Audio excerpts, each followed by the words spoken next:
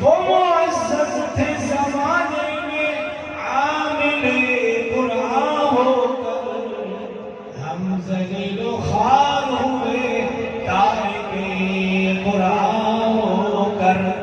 ایک ایک آیت قرآن تلاوت کرنا، جان پر کھیل کر اظہار صداقت کرنا۔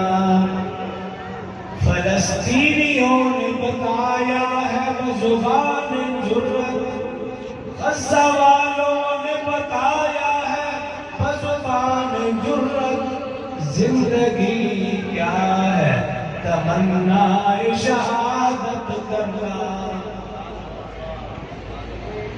عظمت قرآن کے حوالے سے یہ تقریب منعقد ہے، تو عظمت قرآن سے مختصر بیان کروں۔